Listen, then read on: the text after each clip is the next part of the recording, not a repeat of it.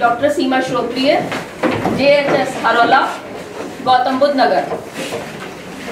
मेरी कहानी दीपू जनसत्ता अखबार में प्रकाशित हो चुकी है। दीपू नहीं जानता था माँ का सुख क्या होता है। वह नहीं जानता था रूठना, क्योंकि उसे मनाने वाला कोई नहीं था। जब वह 5 बरस का था, उसकी माँ चल बसी थी। उसके पिता का साया तो उसके पैदा होते ही उसके ऊपर से हट चुका था। मरते समय दीपू की माँ अपने लाडले को अपने देवर के हाथों में सौंपते हुए बोली, भैया मेरे दीपू का ख्याल रखना। हाँ हाँ भाभी, क्यों नहीं। और दीपू के चाचा ने भी अपनी भाभी को पूरा आश्वासन दिया। वह कैसे भुला सकते थे अपनी भाभी के किए हुए एहसानों को। दीपू के चाचा अपनी भाभी को बहुत मानते थे, क्योंकि उनकी भाभी त्याग की मूरत थी। उन्होंने अपने देवर को अपने बेटे की तरह पाला था।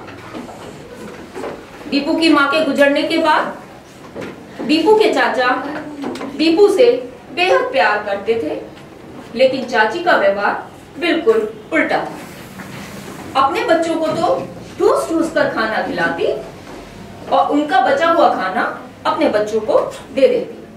अपने बच्चों के कपड़े उतरण के तौर पर दीपू को पहना देती। चाचा कुछ कहते तो कहती, हाँ हाँ मैं तो सौतेली हूँ, मैं क्यों दीपू का ख्याल रखूंगी, और झगड़ा करने लगती। चाचा मन महसूस कर रह जाते। एक दिन दीपू की तबीयत बहुत खराब हुई। डॉक्टर ने कहा यदि इनका तुरंत ऑपरेशन नहीं हुआ तो दीपू की जान को खतरा है। इत्तेफाक से दीपू का और उसकी चाची का ब्लड ग्रुप एक ही था। चाचा ने बहुत मिन्नतें करी, दीपू को अपना खून दे दो, परंतु चाची बोली, मर ही तो जाएगा, क्या फर्क पड़ता है, वैसे भी इसके जिंदा रहने से हमें क्या लाभ। और चाचा सिर पकड़कर रह गए, उफ। परंतु वह दीपू से बेहद प्यार करते थे। उन्होंने जैसे तैसे करके दीपू की जान बचा ली। जब कभी दीपू अपने चाचा की गोदी में सिर रखकर लेटता तो चाची ऐसी लताड़ लगाती कि दीपू बेचारा परेशान हो उठता, लेकिन वह उफ तक न करता, क्योंकि वह चाची में अपनी मां का चेहरा ढूंढता था। कुछ समय बाद व्यापार के काम से चाचा को बाहर जाना पड़ा। उनके जाने के पीछे एक दिन रात को दीपू की चाची की तबीयत बहुत खराब हो गई।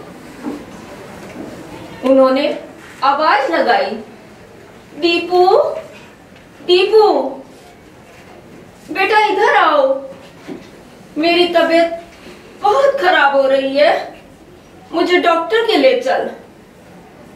दीपू सब कुछ सुनकर भी उसने ऐसे अनसुना कर दिया जैसे उसने कुछ सुना ही ना हो। उसे बहुत गुस्सा आया, परंतु तभी उसके अंतर्मन से एक आवाज आई। ऐसा लगा जैसे उसकी मां कह रही हो, बेटा कभी बदले की भावना मत रखना। और ऐसी आवाज आने पर दीपू अपनी चाची की तरफ बढ़ गया। तुरंत चाची को ले जाकर अस्पताल में दाखिल कराया। डॉक्टर ने कहा, बेटा दीपू तुम्हारी चाची को खून की जरूरत है, क्या तुम अपना खून दोगे?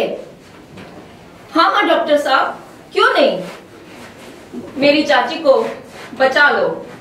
मैं अपनी माँ को दोबारा मरने नहीं देना चाहता। और डॉक्टर ने भरसक प्रयास करके दीपू की चाची को बचा लिया। होश आने पर जब दीपू की चाची को सारी बातों का ज्ञान हुआ तो उनके अंतर्मन से एक आवाज आई। आज पहली बार उन्हें आत्मग्लानि हुई और डॉक्टर के मना करने पर भी दीपू की चाची के कदम खुद ब खुद दीपू की तरफ बढ़ रहे थे। बच्चों, मेरी कहानी से सीख मिलती है कि हमें बदले की भावना नहीं रखनी चाहिए, हमेशा दूसरों के काम आना चाहिए। जय हिंद, जय भारत।